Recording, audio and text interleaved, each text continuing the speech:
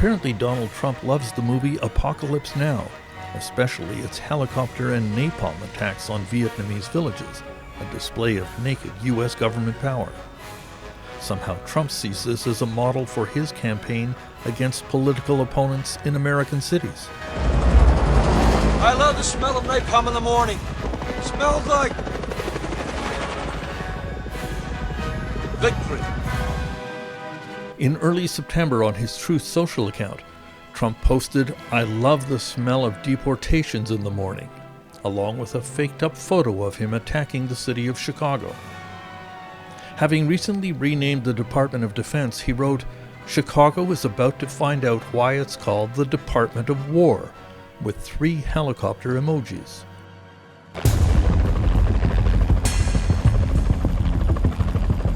After midnight on September 30th, Trump made good on his threat. Black Hawk helicopters led an attack force of hundreds of federal agents in military fatigues, descending on a single large apartment building on the south side of Chicago. They released this promotional video of their action. They used flash grenades and cut through metal fences, rousting scores of civilians out of their beds. Apparently, in a search for a handful of Hispanic men accused of being members of a Venezuelan gang, Trenda Aragua. In the end, they arrested 2. The raid was led by Border Services Commander Greg Bavino, who granted an exclusive interview to an embedded pro-Trump TV network invited along for the ride. The end game tonight, obviously, is to make that area a safe place. We're going to remove all illegal aliens, especially if it's Trenda Aragua, but any and all illegal aliens, and that's going to make this community a safer place. The motivation clearly went beyond removing illegal aliens. Dozens of detained people, immigrants and citizens alike, were herded into windowless box vans and held for hours. U.S. citizen Eleanor McMullen Webster was detained with her husband. But they beat on my door, boom, boom, boom, boom, boom. I'm like, who is it? Come out with your hands up. Okay, I'm scared now. When I opened that door, I tell you, I saw that little red light, and that gun was right in my face. I say, "Sir, please don't shoot me. I am not a Venezuelan." He say, "Turn around, put cuffs on me, and put me up on the wall." So I was able to see a lot of the helicopters coming down up there, about 3 helicopters. Neighbor Ebony Sweets Watson videotaped the raid. How y'all just busting in everybody's apartments? You don't know who apartments you going in. You just raiding the whole building. I started recording them. I said, "What are y'all doing? Do you have warrants? Let me see the warrants. Who are you here for? Why are you disturbing the entire neighborhood for one simple raid? Why y'all wearing ski masks like criminals? Show y'all face." And they was just like, go back to your side of the street. I'm like, no, this is a public street. Identify yourself. So y'all kidnapping people, what's going on? You could see some of the kids coming out. And it's disheartening because a lot of them didn't have on clothes, they didn't have on shoes. They looked very disheveled and scared. They were zip-tied together. Governor J.B. Pritzker was outraged by the raid. The reports of excessive use of force against children is unconscionable. And the way many innocent residents who lived in the building were treated is appalling. Democrat Robert Reich was Secretary of Labor under President Clinton. This is the way you would expect a dictatorship and the goons of a dictatorship to be acting. Without regard to due process, without regard to the rights of individuals, to be told what's happening to them, why things are being done to them. What did you get out? On the CBS TV program 60 Minutes, Trump had no problem with the raid. No, I think they haven't gone far enough because we've been held back by the judges, by the liberal judges that were put in by Biden and by Obama.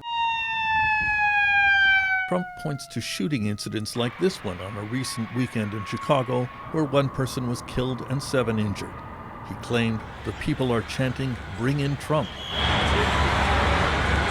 Nobody is off limits.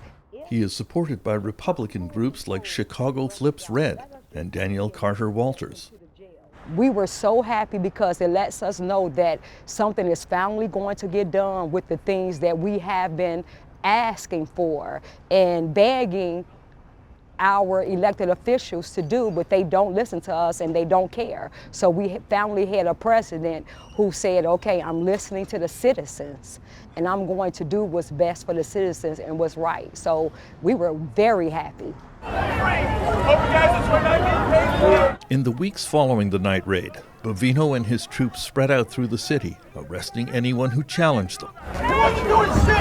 Choking people. No! Dragging them to the ground. Leave her the fuck alone! Beating them.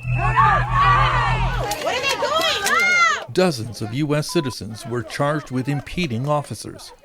One of them was a Democratic Party candidate for Congress, Kat Abu Ghazala.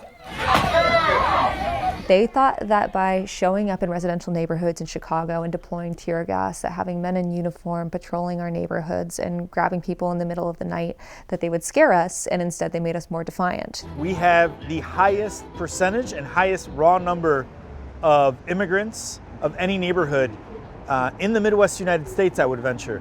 Alderman Michael Rodriguez encountered an ICE arrest incident in his neighborhood of Little Village. There's Bovino. In the video, you can see him trying to calm the crowd when a flash grenade explodes at his feet. Why would they do that? Unprovoked. I have no idea. To create more fear, to create more instability in our community. Border Patrol agents driving away from the scene randomly sprayed tear gas into the open window of a passing car. Mama, you okay, Mama? There was a 1-year-old inside beside her parents. Why would they do that? Why would they instill fear in people? Why would they arrest so many citizens? 98% of the people they're arresting have no criminal record. I mean, I don't understand any of it. Why is Trump going to war with American cities? I think he is looking at the 2026 midterm elections, and he is saying to himself and maybe others quietly, this is a way to intimidate. And if people in Democratic cities where a majority of voters are Democrats are afraid to go out on the streets, if they're afraid to be seen, then I win because they're not going to vote. At first, Chicago citizens' protests focused on the Broadview Immigration Detention Facility on the outskirts of the city. There were pitched battles with police. One news photo focused on a Presbyterian minister in the middle of the confrontation, Reverend David Black. So what were you doing here that day? I had come as a pastor. I was here to give spiritual support to protesters who are here. We often look at these gates of the facility as the gates of hell. And the people trapped inside are really trapped in horrid conditions. So as a Christian minister, I feel like it's my responsibility to be here. One day, while Reverend Black was praying and pleading with officers outside the Broadview facility, he was shot in the head by a pepper gas ball fired from guards on the rooftop.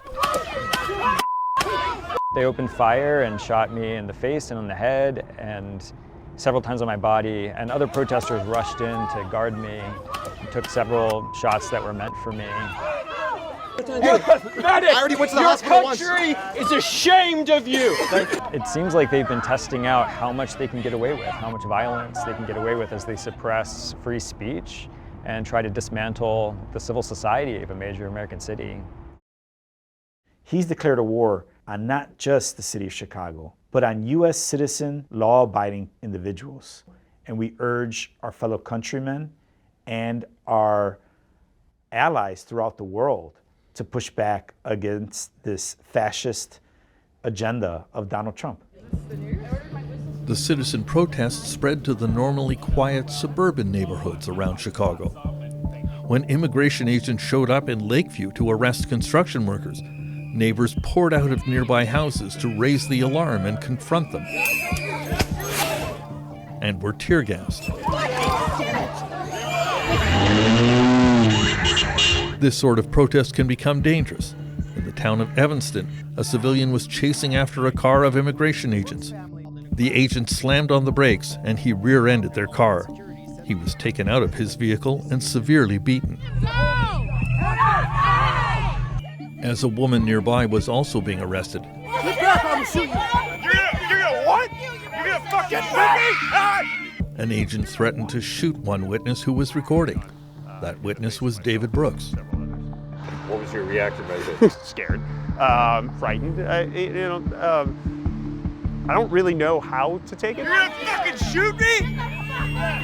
All right, tough guy. I think that the individuals who are doing this, the people who are instructing them to do it, I believe that they're acting with total authority, but without any sort of oversight at all, and they should be held accountable for their actions. Keep an eye on the United States citizen. Public opinion polls show that the American people are turning against the Trump immigration policies, which are now seen as a major factor in Trump's overall low approval ratings. But Pastor Black is worried that the president will not give up power. The Trump administration has consolidated so much power and has such a monopoly on violence that there is really so little recourse for a population that is opposed to its government to unseat that government.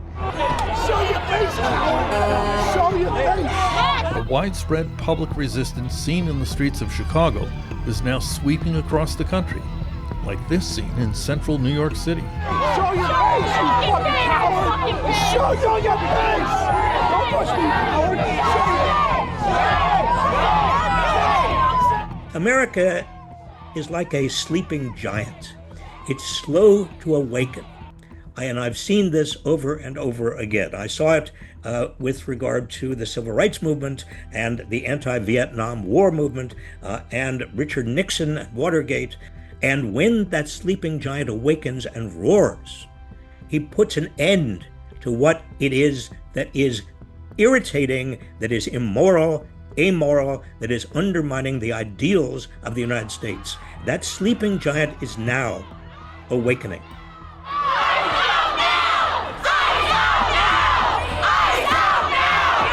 Many authoritarian governments around the world have faced widespread public resistance that didn't slow them down.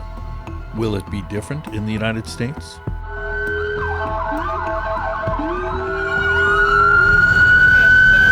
Trump is using the shooting of 2 National Guardsmen in Washington to double down on his campaign against American cities, which he has characterized as a sacred mission to defend the United States against enemies, foreign and domestic. He has asked U.S. military leaders to use U.S. cities as a training ground for American armed forces.